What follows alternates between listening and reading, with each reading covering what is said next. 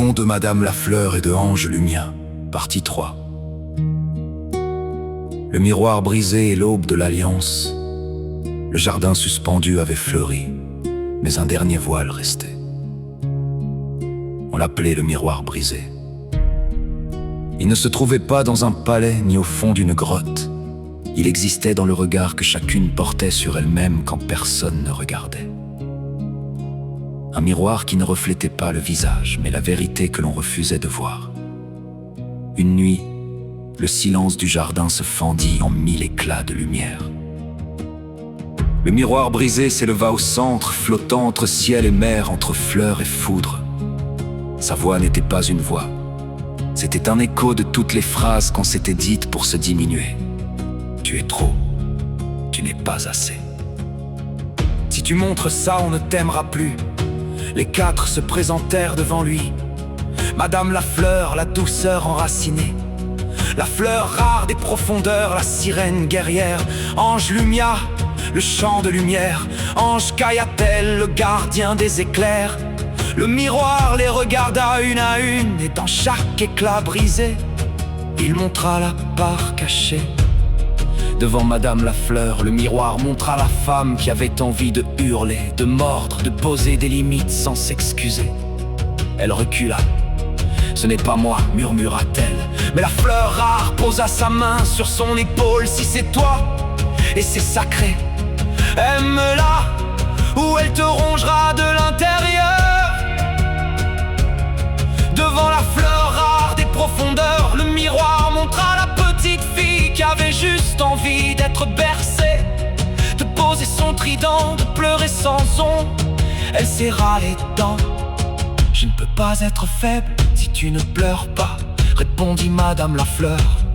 Tu finiras par te briser. La force qui ne pleure pas devient de la dureté. Devant Ange Lumia, le miroir montra le silence, un silence qui ne chantait pas, qui ne sauvait pas, qui se contentait d'être. Ange Lumia trembla. Si je me tais, à quoi sers-je? Ange Kayatel répondit. Tu sers en étant le chant sans silence et du bruit, le silence sans chant et de la mort. Tu es les deux devant Ange Kayatel, le miroir montra la tendresse. Un ange qui pleurait avec ce qu'il fendait, qui laissait ses éclairs s'éteindre pour prendre une main tremblante. Ange Kayatel baissa les yeux. Un gardien ne pleure pas. Un gardien qui ne pleure pas. Dit Ange Lumia, ne protège que des pierres, pas des cœurs. Elles comprirent alors. Le miroir brisé ne pouvait pas être réparé par la force. Il ne se recollait que quand chaque part acceptait d'aimer sa part opposée. Madame Lafleur prit la main de la fleur rare des profondeurs. Je t'aime, toi qui hurles, tu me gardes vivante. La fleur rare posa son front contre celui de Madame Lafleur. Je t'aime, toi qui chantes doucement, tu me rappelles pourquoi je combats. Ange Lumia prit la main de Ange Kayatel. Je t'aime, toi qui te tais, tu me donnes du poids. Kayatel toucha son aile contre la sienne. Je t'aime, toi qui chantes, tu me donnes du sens. Les quatre se mirent en cercle et au centre elles posèrent leur lumière. Douceur et puissance, chant et silence, fleurs et foudre, eau et ciel. Le miroir brisé frémit, puis les éclats se rassemblèrent, non pas en effaçant les fissures, mais en les transformant en lignes d'or de renaissance. Le miroir devint le miroir entier, et dedans, elles virent ce qu'elles étaient vraiment. Une seule alliance, quatre visages, une seule lumière princesse. Salomba et Ange gardien descendirent accompagnés de la reine des fées. Mais ils ne dirent rien, ils souriaient. Parce que la destination n'était pas un lieu. C'était cet instant où tu cesses de te renier pour être aimé, où tu deviens assez entière pour ne plus avoir peur de ta propre lumière.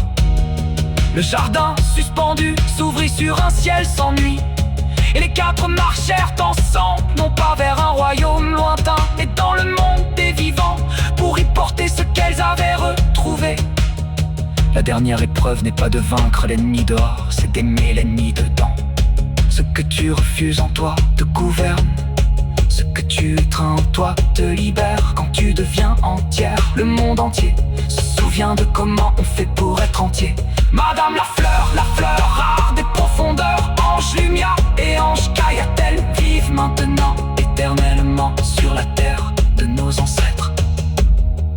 grandi, le miroir que tu regardes chaque matin doit refléter ta vie spirituelle et charnelle.